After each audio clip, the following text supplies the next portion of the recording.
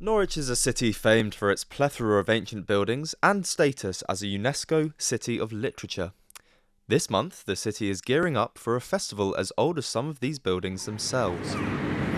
Founded in 1772, the Norfolk and Norwich Festival originally acted as a fundraiser for the city's hospital. Today, it is looking to nurse young minds through an array of creative arts, from clay sculptures to cabaret. A number of world-renowned composers have performed at the festival in the past, most notably Philip Glass, who you may recognise from his works on The Candyman, Jim Carrey's The Truman Show and Dracula. There have also been performances here at the halls. This year, MOBO-nominated artist Alpha Mist, who has collaborated with the likes of Tom Misch, will be performing at the festival.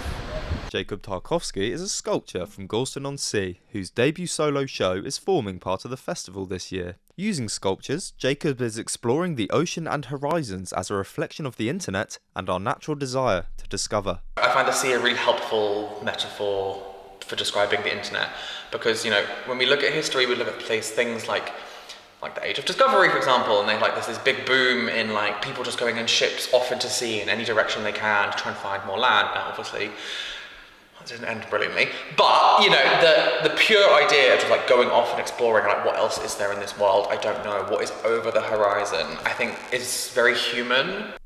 Jacob is one of many young artists featuring in the festival this year. He represents Norfolk and Norwich's bid to increase opportunities for young people to experience performing and visual arts.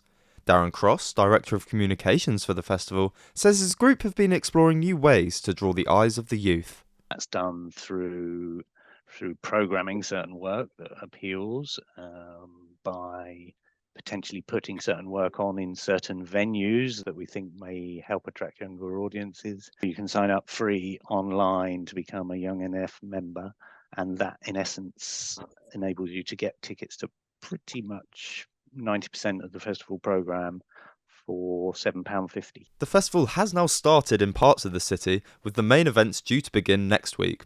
One thing is for sure, despite the target audience this year, whether you are young or old, there is something for everyone in Norfolk this month. Ned Henderson, UEA Journalism.